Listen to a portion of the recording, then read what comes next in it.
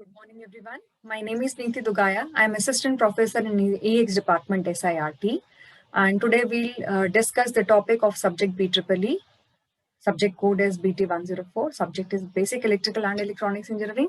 Unit is AC circuit analysis. And the topic for today's lecture is behavior of AC circuit across pure inductance. We have already discussed the AC circuit behavior across pure resistance. Now we will discuss the AC circuit behavior across pure inductance. So as you can see here, an inductor is here and an AC circuit is connected here, which is represented by a small v, and v is the instantaneous value of the voltage, and formula for the same is v is equals to Vm sin omega t, where v maximum is the peak value of this particular voltage. And as we discuss about the phasor diagram, here current lags voltage by 90 degree. As you can see here, the voltage is keeping at x-axis and y-axis negative side is the current, and the angle phase angle between both current and voltage is 90 degree. And as we can see here in anti-clockwise, whichever quantity comes later is the leading quantity. So here voltage is leading current by 90 degree, or we can say current lags voltage by 90 degree, right? So this is the voltage as a reference voltage V is equals to Vm sin omega t, which has been given named as equation number 1.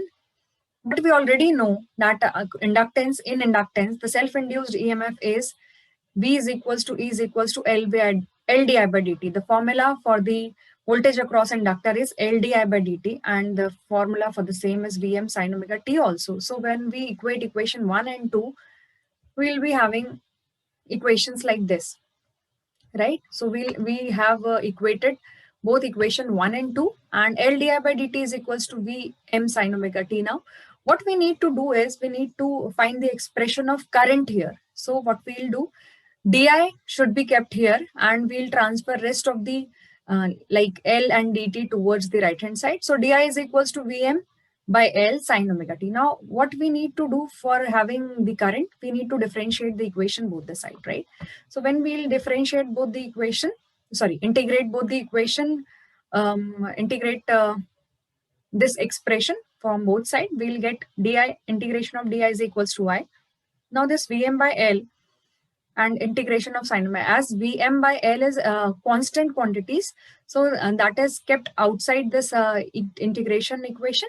Now this integration of sin omega t dt is minus cos omega t upon omega, right? When we integrate sin omega t, we'll get minus cos omega t upon omega, so we'll keep it here. So as we have to compare the equation of voltage and current also, and voltage is in the form of sine expression, so we'll have to convert this current expression in the form of sine only. So for that, we are converting this minus cos omega t upon omega to the sine term. So it would come out to be minus Vm by xl sine omega t minus pi by 2, right? This minus cos omega t term is expressed as sine omega t minus pi by 2. And what about this XL? This XL is equals to omega L. XL is nothing but the inductive reactance, which is shown by omega L. So XL is equals to omega L. And this minus cos omega t has been expressed as sine omega t minus pi by 2. So the maximum value of current, when we'll be having the maximum value of current, whenever sine omega t or whatever is the angle, this angle would be 1. Right? The value of this sine and this angle should be 1. The highest value of sine quantity, sine of any angle is 1, right? And that ranges between 0 to 1. So the maximum value of any angle having sine function is 1. So the current value would be maximum when this sine part, the sine of this angle should be 1. So what would be the current then? The magnitude of maximum current would be Im is equals to Vm by omega L, and that could also be written as Vm by xl, when sine omega t minus pi by 2 is unity. Next, move further.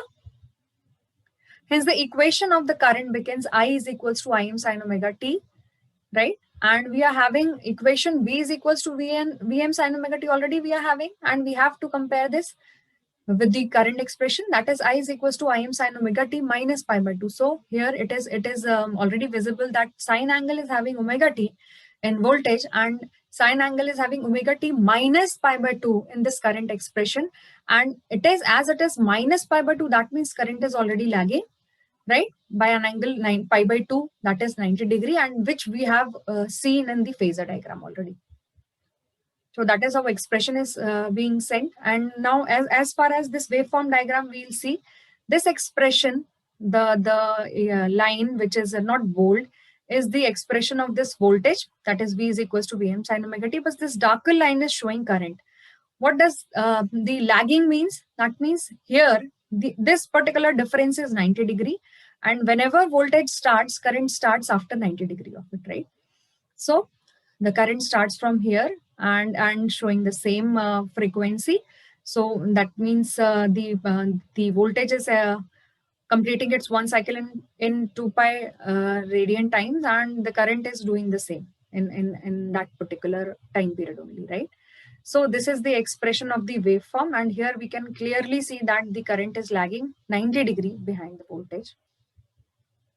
So let's come to the power expression. As we already know, power is equals to voltage into current. So we'll keep the expression of voltage and current here. V is equals to Vm sin omega t, and I is equals to Im sin omega t minus pi by 2. So it is Vm Im sin omega t omega t minus pi by 2. And sin omega t minus pi by 2 can be written as minus cos omega t, as we already said. So we can write it like P is equals to minus Vm Im sin omega t cos omega t, right? And we have to convert this into the formula which is suitable for expressing that we know that sin omega t is equals to sin 2 theta is equals to sin theta cos theta, right? So sin omega t cos omega t can be written as sin 2 omega t by 2, right? By the trigonometric function.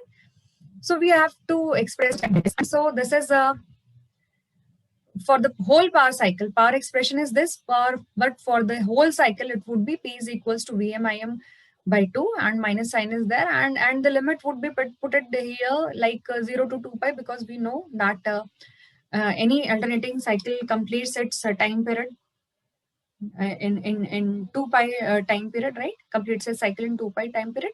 So 0 to 2 pi sin omega t integration of dt, that comes out to be 0, okay, right? Any sinusoidal function or cosinusoidal function, when integrate over a complete cycle, its average value is 0. So what it indicates? It indicates that average power taken by the inductor for a complete cycle is 0. So this is all about the power expression related to it. So we have started from P is equals to V into I and ended up with the expression that average power for the whole cycle for inductor is equals to 0. So let's discuss the power factor now. So power factor is the angle between voltage and current is phi, that is 90 degree. And here we are taking lagging and leading are decided by current. So phi is equals to 90 degree and current is lagging in this particular case. So we are taking it as the lagging angle, and the angle is 90 degree, and the power factor value is cos phi, and the power factor is cos 90. Cos 90 is equals to 0, that is lagging.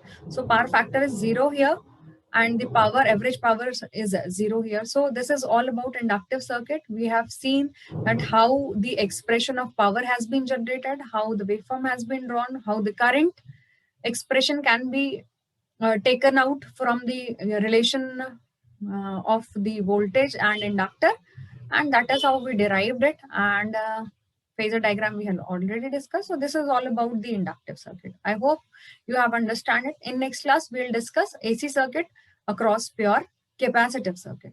Thank you.